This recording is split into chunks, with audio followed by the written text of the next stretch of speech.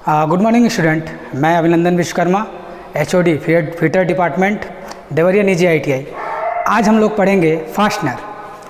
तो जो फास्टनर होता है ये होता क्या है? फास्टनर को हम हिंदी में बंधक कहते हैं, यानी जोड़। फास्टनर वो युक्ति है जिसके द्वारा हम किसी भी दो पार्ट्स को जोड़ सकते हैं। जोड़ने का माध्यम कुछ भी हो सकता है, जैसे वेल्डिंग के द्वारा जोड़ सकते हैं, सोल्डरिंग के द्वारा भी जोड़ सकते हैं, नट बोल्ट के द्वारा जोड़ सकते हैं, रिवेट के द्वारा जोड़ सकते हैं। तो जो फास्टनर होता है, फास्टनिंग की जो क्रिया है वो मुख्य 3 तरह से की जाती है। सबसे पहले होता है टेम्परोरी फास्टनिंग। टेम्परोरी फास्टनिंग वो होता है जिसमें ना पार्ट्स को कोई नुकसान हो और ना ही जॉब को कोई नुकसान हो। जैसे नट बोल्ट से किसी जॉब को क्लैम्प करते हैं और ओपन भी करते हैं, तो ना पार्ट्स खराब होते हैं ना जॉब खराब होती है। दूसरी होती है हमारी सेमी परमानेंट। सेमी परमानेंट में क्या होता है, इसमें जॉब सेफ रहती है और जो फास्टनर यूज किया जाता है वो खराब हो जाती है, दोबारा उसको यूज में हम नहीं लाते हैं। इसके अंतर्गत आता है स्पेशली रिवेट। परमानेंट फास्टनर आप जानते ही हैं, वेल्डिंग या ब्रेजिंग। इसमें क्या होता है, जो परमानेंट फास्टनर होता है इसमें ना जॉब सेफ रहती है और ना ही फास्टनर, इसमें दोनों के लॉस होते हैं। तो आज हम सब डिस्कस करेंगे सेमी परमानेंट फास्टनर। रिवेट एक धातु की गोल पीस होती है जिसके मुख्य भाग हैं, हमने इमेज ड्रॉ की हुई है। इसमें जो सबसे ऊपर वाला हिस्सा होता है इसको हम बोलते हैं हेड, ठीक है। जो बीच का हिस्सा होता है इसको बोलते हैं शैंक, और जो सबसे नीचे का हिस्सा होता है इसको हम बोलते हैं टेल। तो रिवेट एक धातु की गोलाकार पीस होती है जिसके द्वारा हम किसी भी दो असमान धातु को जोड़ने के लिए इसका प्रयोग करते हैं। तो जो रिवेट होता है, दो असमान धातु कोई भी हो सकता है, जैसे एल्युमिनियम को लोहे से जोड़ना हो जोड़ सकते हैं, कास्ट आयरन से स्टील को जोड़ना है जोड़ सकते हैं। रिवेट एक ऐसा माध्यम है जिसमें फेरस और नॉन फेरस किसी भी पदार्थ को ईजिली तरीके से जोड़ सकते हैं। जैसा कि हमने एक ड्राइंग बनाया हुआ है रिवेट का, आप रिवेट देख रहे हैं। तो रिवेट एक धातु की गोलाकार पीस है, जो इसकी बॉडी है वो गोल है। इसके एक सिरे पे हेड होता है, जो हेड का जो भी शेप होता है इसी से इसका नामकरण होता है। अभी फ़िलहाल ये कैप के टाइप का है तो ये कैप हेड है, या इसको स्नैप हेड भी कहते हैं। जो बीच का हिस्सा होता है इसको बोलते हैं हम शैंक, और जो सबसे नीचे का हिस्सा होता है इसको बोलते हैं टेल। ये नर्म धातुओं से बनाई जाती है और इसके द्वारा जो भी जॉइंट होते हैं वो सेमी परमानेंट होते हैं। जो इसका मटेरियल होता है, जो मटेरियल इसका होता है वो सॉफ्ट एलॉय का होता है। सॉफ्ट एलॉय कोई भी हो सकता है, जैसे wrought iron, mild steel, aluminium, तांबा, पीतल, ये सारे धातुओं के रिवेट्स बनाए जाते हैं। नेक्स्ट हम देखेंगे रिवेट की गणना कैसे करते हैं। हम रिवेट का प्रयोग करने से पहले रिवेट की गणना करते हैं। रिवेट की गणना करने के लिए उसके हेड और उसके लंबाई के अनुसार हम उसकी गणना करते हैं। तो जो रिवेट का व्यास होता है, रिवेट की गणना करना सीखेंगे। तो रिवेट की गणना कैसे की जाती है ये ध्यान दीजिए। रिवेट का डाया निकालने के लिए हम क्या करते हैं, तो D = 1.2 × T, जहाँ T प्लेट की मोटाई होती है। मान लीजिए प्लेट की थिकनेस 10 है, तो उस जो प्लेट की थिकनेस दी हुई है तो उसका डाया निकालने के लिए हम इस फार्मूले पर रखेंगे और उसका जो रिवेट का डाया निकालेंगे। लेकिन ये जो फार्मूला होता है ये सारे रिवेट हेड के लिए होता है, सिर्फ काउंटर सिंक रिवेट के लिए नहीं होता है। नेक्स्ट रिवेट की लेंथ। रिवेट की लेंथ निकालने के लिए L = T + 1.5 × D, जहाँ T प्लेटों की मोटाई और D रिवेट का व्यास होता है। तो हमको रिवेट की लेंथ, जैसे प्लेट की थिकनेस पे ही रिवेट की लेंथ भी निकालनी होती है। तो ये होता है फार्मूला जिसके आधार पर हम रिवेट की एक्चुअल साइज़ निकाल के और जॉब को सेमी परमानेंट करने के लिए प्रयोग करते हैं। रिवेट जो रिवेट का क्लासिफिकेशन किया जाता है वो एक विशेष आकृति के अनुसार किया जाता है। जो रिवेट में सैंक होता है तो सैंक का सबसे पहले डाया, इसका डाया कितना है और सैंक की लेंथ कितनी है, और तीसरा इसका हेड किस टाइप का है। एक बार फिर रिपीट कर रहे हैं। जो पहला है सैंक का डाया, इसका एक्चुअल डायमीटर कितना है, ठीक है। दूसरा इस सैंक की लेंथ कितनी है, और तीसरा ये हेड टाइप कौन सा है। इस आधार पे रिवेट का वर्गीकरण किया जाता है। अभी आप लोग देख रहे हैं इस रिवेट की लेंथ हम सिर्फ यहीं से ले रहे हैं, ठीक है। जितने भी रिवेट होते हैं उनकी लेंथ सिर्फ इस हेड के नीचे से ली जाती है, सिर्फ काउंटर सैंक रिवेट को छोड़ करके। On the basis of shape, जो रिवेट का बेसिक शेप होता है, पहला होता है सॉलिड। जो सॉलिड रिवेट होती है इसका प्रयोग साधारण कार्यों के लिए किया जाता है। दूसरा होता है हालो रिवेट। हालो रिवेट खोखली होती है, इसका प्रयोग हम जूतों के तसलों में लगाने के लिए करते हैं। और तीसरा है बफरकेटेड रिवेट, इसका प्रयोग हम अटैची व बैग्स में लगाने के लिए करते हैं। आप देख रहे हैं ये तीनों रिवेट, इसका ही प्रयोग हम स्पेशली करते हैं। बफरकेटेड रिवेट जो होती है ये दुभाजित होती हैं, ये दो बीच में से ही बटी होती हैं और इनका प्रयोग अटैची व बैग्स के लिए किया जाता है। नेक्स्ट हम देखेंगे रिवेट में on the basis of head, यानी जो रिवेट का हेड होता है वो हेड के आधार पर कितने प्रकार के होते हैं। पहला होता है कैप और स्नैप हेड रिवेट। ये रिवेट ऐसा होता है जो सबसे कॉमन होता है।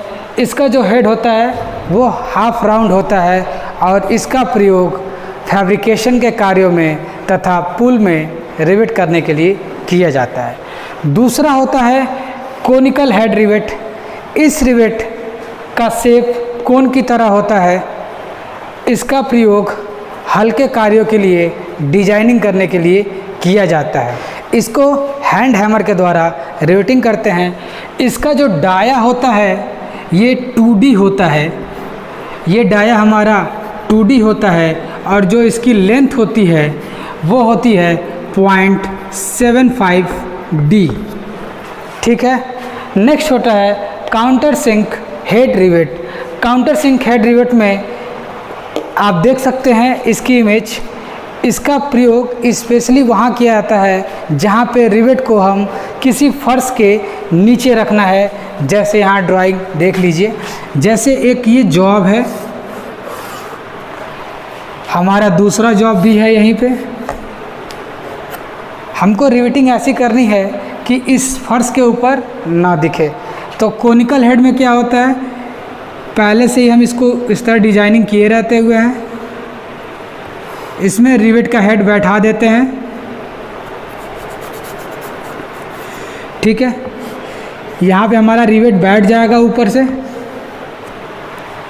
और जो इसका हेड यहाँ बाहर निकला रहता है उसको बॉल पेन के द्वारा हैमरिंग करके यहाँ पे इजीली पूरा इस सरफेस पे हम बैठा देते हैं, ठीक है। तो कोनिकल हेड जहाँ जिस सरफेस का हिस्सा उठाना हो, जहाँ उठाना ना हो वहाँ पे इस काउंटर सिंक हेड रिवेट का प्रयोग करते हैं। तीसरा होता है पेन हेड रिवेट। ये रिवेट पेन की आकार का दिखता है। इसका प्रयोग भारी कंस्ट्रक्शन कार्यों में किया जाता है, जैसे बॉयलर इंजन, स्टीम इंजन आदि में रिवेटिंग करने के लिए किया जाता है। इसकी जो डाया होती है, इसकी जो ये डाया होती है 1.6D होती है, ठीक है। तथा जो इसकी एक्चुअल हाइट होती है वो 0.7D होती है। रिवेटिंग करने के बाद इस स्नैप का हेड, जो पेन हेड का रिवेट होता है, इसका जो हेड होता है वो स्नैप हेड की आकृति का होता है रिवेट। फ्लैट हेड रिवेट का प्रयोग हम पतली चादरों को जोड़ने के लिए करते हैं। इसका सिरा जो होता है ऐसे फ्लैट के नुमा होता है और इसका प्रयोग वनली चादरों पे किया जाता है पतली चादरों को जोड़ने के लिए। जो नेक्स्ट होता है मशरूम हेड, इसका भी प्रयोग पतली सीट को जोड़ने के लिए करते हैं और इसमें जो इसका हेड होता है वो बहुत कम उठी हुई होती है, जिससे सरफेस के ऊपर लगाने में कोई दिक्कत हमें नहीं होती है। आपको मशरूम हेड के नाम से याद आया होगा। मशरूम एक प्रकार का डिफेक्ट है, किसमें याद है? चलिए हम बता देते हैं आपको। चीजल पे जब हैमरिंग की जाती है तो हैमरिंग करने के बाद उसका मत्था फैल जाता है। जैसे चीजल होती है, इस पे हैमरिंग करते हैं तो इसका मत्था क्या हो जाता है? फैल जाता है। इसी को हम लोग बोलते हैं मशरूम। वही मशरूम हेड यहाँ पे हम रिवेट के रूप में प्रयोग कर रहे हैं, जो पतली सीटों को जोड़ने के लिए प्रयोग किया जाता है। हमारा नेक्स्ट रिवेट है एलोपोसाइड हेड रिवेट। यह एक दीर्घ वृत्ताकार आकार की रिवेट होती है। इसका स्पेशली प्रयोग बॉयलर में उपयुक्त किया जाता है। नेक्स्ट है बफरकेटेड रिवेट हेड। इमेज के माध्यम से आप देख रहे हैं, इस हेड की खासियत ये होती है कि इसका हिस्सा खुला होता है और इसका प्रयोग हम बैग्स में करते हैं। बफरकेटेड रिवेट हेड का प्रयोग हम लेदर, टीन, प्लास्टिक आदि हल्के कार्यों के लिए करते हैं। इसकी इमेज है, जब इसकी रिवेटिंग करते हैं तो इसका जो हेड होता है ये खुल जाता है। अभी तक आपने जो भी रिवेट देखे, इसका जर्नली हम लोग प्रयोग सभी लोग करते हैं। अब हम देखेंगे special rivet. Special rivet special purpose के लिए किया जाता है। जहाँ पे ये सारे रिवेट प्रयोग में नहीं लाए जाते हैं, वहाँ पे हम स्पेशल रिवेट्स प्रयोग में लाते हैं। स्पेशल रिवेट में पॉप रिवेट। पॉप रिवेट ये होता है, ये रिवेट बीच से खोखली होती है। खोखली होने की वजह से इसका प्रयोग सिर्फ वन साइडेड ही किया जाता है। इसमें एक मैंड्रिल होती है, इसका एक सिरा बना होता है और दूसरा सिरा बनाया जाता है।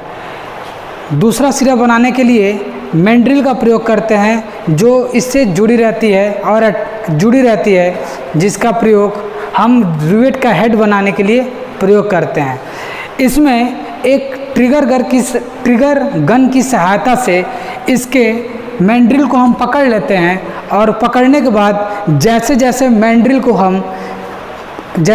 हम ट्रिगर गन को प्रेस करते हैं, उसी तरह ये रिवेट का हेड अपना रूप लेता जाता है और उसके बाद ये टूट के जैसा ही अलग होता है तो हमको जानकारी हो जाती है कि ये जॉइंट कंप्लीट हो गई है। नेक्स्ट हमारा है एक्सप्लोसिव रिवेट।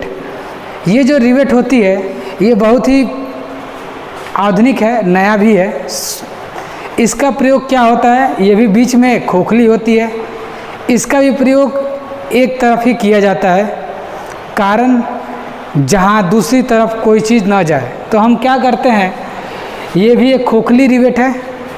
इस रिवेट में हम एक्सप्लोसिव पदार्थ डाल देते हैं, यानी विस्फोटक पदार्थ डाल देते हैं और किसी हीटिंग के माध्यम से, जैसे सोल्डरिंग आयरन हुआ या कोई भी हीटिंग पदार्थ से हम इसके पॉइंट को टच कराते हैं और जैसे ही टच कराएंगे ये ब्लास्ट होगा और इसका हिस्सा ये फट के दोनों तरफ चिपक जाएगा और ये जॉइंट पूरी हो जाएगी। जो पॉप रिवेट है, इसका स्पेशल प्रयोग हम एयरक्राफ्ट में रिवेटिंग करने के लिए करते हैं और जो एक्सप्लोसिव है इसका भी वन साइडेड है, वहाँ पे करते हैं जहाँ पर रिवेटिंग करना असंभव होता है।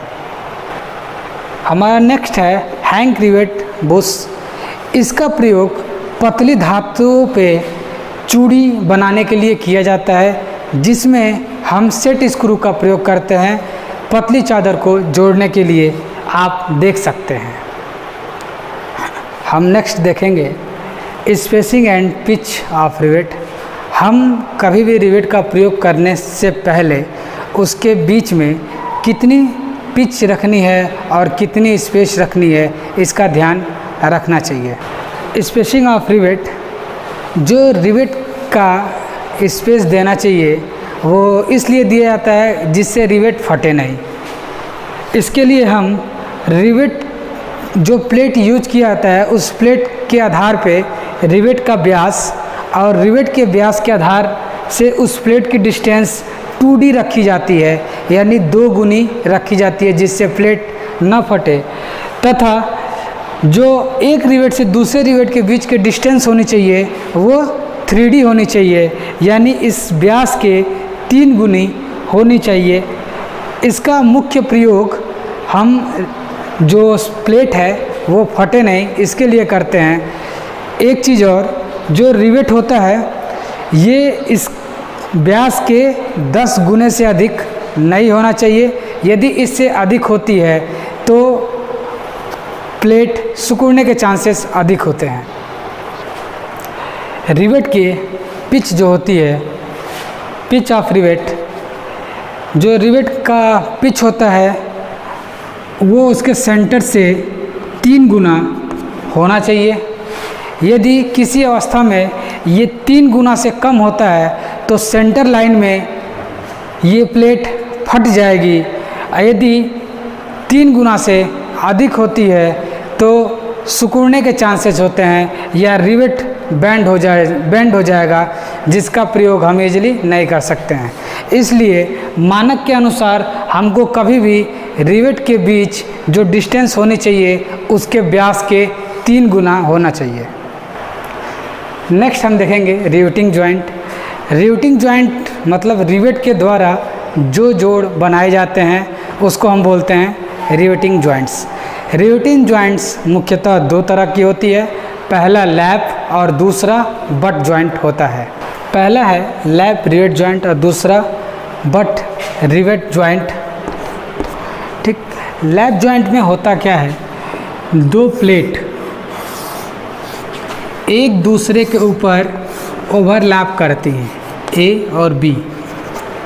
ठीक, इसको हम रिवेट के माध्यम से जोड़ते हैं, इसको हम रिवेट के माध्यम से जोड़ देते हैं। जोड़ने के बाद इसमें कोई अन्य प्लेट की आवश्यकता नहीं होती है। इसमें रिवेटों की संख्या बढ़ाई जा सकती है। जैसे अभी ये प्रेजेंट टाइम में सिंगल रिवेट लैप जॉइंट है, इसमें डबल कर सकते हैं, ट्रिपल कर सकते हैं, इससे इसकी मजबूती बन जाती है। यदि ये सिंगल है तो सिंगल रो लैप जॉइंट, यदि रिवेट की संख्या 2 हो गई तो डबल रो लैप जॉइंट। इसकी भी संरचना 2 तरह से होती है। एक संरचना यदि डबल होती है तो डबल में मान लीजिए रिवेट, यदि ये सीधा सीधा लगता है रिवेट तो इसको हम बोलते हैं चैन टाइप, इसको हम बोलते हैं चैन टाइप। ठीक है, लेकिन यही रिवेट यदि हम क्रम को चेंज कर दें, जैसे यहाँ पे ध्यान दीजिएगा, हमने यहाँ 3 लगाया, यहाँ पे हमने 2 कर दिया और तीसरा यहाँ लगा दिए, तो इसको हम बोलते हैं डायमंड पॉइंट की तरह रिवेटिंग करना। तो ये हमारा चैन टाइप है और ये हमारा डायमंड टाइप है। But rivet joint, but rivet joint में क्या होता है, इसमें दोनों सिरा एक दूसरे के सामने होती हैं।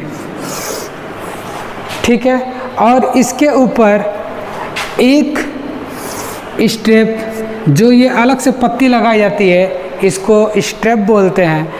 एक स्ट्रेप या 2 स्ट्रेप लगाते हैं और यहाँ रिवेट की संख्या अपने आवश्यकता अनुसार हम लगा सकते हैं।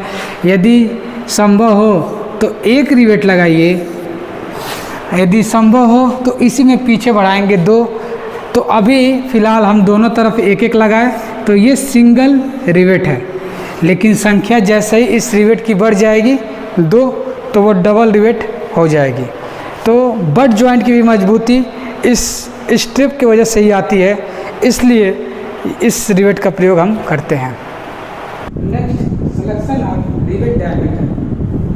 जो रिवेट डायमीटर का सिलेक्शन होता है वो साइन के डायमीटर तथा प्लेट की मोटाई के आधार पर की जाती है। जिसमें डायमीटर, रिवेट का जो डायमीटर होता है इक्वल टू 6 √T, जहाँ T जो यहाँ T है वो T प्लेट की थिकनेस बतानी है और जो ये मान निकलेगा वो मिलीमीटर में निकलेगी। तथा दूसरा फार्मूला है D, जो शंख का डायमीटर है D इक्वल टू 1.2 √T से 1/1.4 √T का फार्मूला रख के हम प्लेट की थिकनेस निकालेंगे और यहाँ पे जो मान आएगा T की जो वैल्यू आएगी वो इंच में आएगी। नेक्स्ट हेडिंग है रिवेटिंग। रिवेटिंग में दो धातुओं को जोड़ने के लिए जो विधि अपनाई जाती है वो रिवेटिंग कहलाती है। रिवेटिंग करने के लिए दोनों प्लेटों में सुराख होना चाहिए। सुराख में रिवेट को डाल दिया जाता है तथा हैमर के द्वारा हैमरिंग करके उसके सिरों को फैला दिया जाता है, जिससे रिवेटिंग प्रक्रिया होती है। यदि रिवेटिंग हाथों के द्वारा की जा रही है तो उसको हैंड रिवेटिंग, और यदि वही प्रक्रिया बाय मशीन हो रही है तो उसको मशीन रिवेटिंग के नाम से जानते हैं। रिवेटिंग प्रक्रिया जनरली ठंडी अवस्था में और गर्म अवस्था दोनों की जाती है।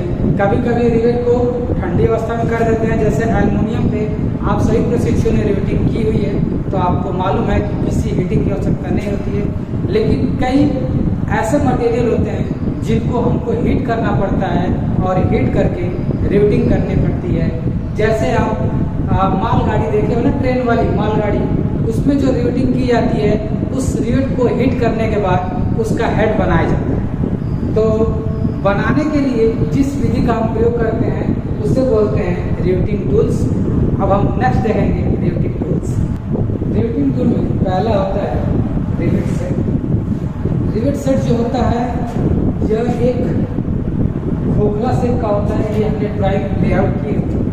इसका सिरा एक हालो पंच की तरह होता है जिसका प्रयोग इस स्ट्रिप को पास लाने के लिए किया जाता है। जब दो प्लेट आपस में सट जाती है, जब दो प्लेट आपस में सटाई जाती है तो इनके बीच के गैप को कम करने के लिए रिवेट सेट का प्रयोग किया जाता है, जिससे वो दोनों चादर करीब आ जाए। दूसरा होता है डॉली। डॉली का प्रयोग रिवेट के हेड को सहारा देने के लिए होता है। जो ये डॉली होती है इसमें पहले से ही रिवेट के हेड का शेप बना होता है, जिससे हेड उस पर बैठ जाती है और रिवेट के हेड को सहारा मिल जाता है, जिसकी वजह से कोई भी जो इसका हेड होता है वो खराब नहीं होती है और इसका प्रयोग आसानी से किया जाता है। Rivet snap. रिवेट स्नैप का काम होता है रिवेट के हेड को अंतिम रूप देना। जो इमेज हमारी ये देख रहे हैं इसका काम होता है रिवेट के हेड को अंतिम रूप देना। जैसे हम लोग रिवेट के द्वारा जब रिवेटिंग कर देते हैं तो उसके हेड का जो सिरा होता है उस पर कई विसंगति होती है, मतलब उस पर कई निशान होते हैं। उस निशान को दूर करने के लिए और जो रिवेट का हेड है उसको सही रूप में लाने के लिए हम रिवेट स्नैप का प्रयोग करते हैं। आप इमेज में देख रहे हैं। ड्रिफ्ट एक ऐसी युक्ति है जिसका प्रयोग हम कई जगह करते हैं। एक ड्रिफ्ट होता है ड्रिल ड्रिफ्ट, जिसका प्रयोग ड्रिल को स्पिंडल से निकालने के लिए होता है। और यहाँ पे इस ड्रिफ्ट का प्रयोग रिवेट को होल में डालने से पहले होल को एलाइन करने के लिए इस रिवेट का प्रयोग करते हैं। कॉकिंग टूल का हमने इमेज बनाई हुई है। इसका मुख्य प्रयोग रिवेट के हेड और प्लेट के एज को बैठाने के लिए इस टूल का प्रयोग करते हैं। जो कॉकिंग टूल होता है उसका रिवेट के हेड और प्लेट के बीच में हैमरिंग करने से जो बीच में क्लियरेंस होती है वो पता चल जाती है, जिससे हम वो सही कर लेते हैं। नेक्स्ट फुलरिंग टूल का प्रयोग प्लेटों को टाइट करने के लिए, इमेज में आप देख ही रहे हैं, प्लेटों को टाइट करने के लिए किया जाता है तथा फ्लूइड टाइट के लिए किया जाता है। और जो ये प्रक्रिया की जाती है उसको हम लोग फुलरिंग प्रक्रिया कहते हैं। Next hand riveter. एक लीवर मैकेनिज़्म होता है जिसमें हाथों के दबाव से हम रिवेटिंग करते हैं और इसमें स्पेशली एल्युमिनियम और तांबे के रिवेट का प्रयोग करते हैं रिवेटिंग करने के लिए। पॉप रिवेट, इसका प्रयोग हम ट्रिगर मैकेनिज़्म के द्वारा प्रयोग करते हैं। आपको इमेज में हमने दिखाया भी था। जो ट्रिगर मैकेनिज़्म है इसमें एक मैंड्रिल होता है और मैंड्रिल को तब तक ट्रिगर किया जाता है जब तक मैंड्रिल टूट के अलग ना हो जाए, तब ये प्रक्रिया कंप्लीट होती है। तो ट्रिगर रिवेटर का प्रयोग करते हैं।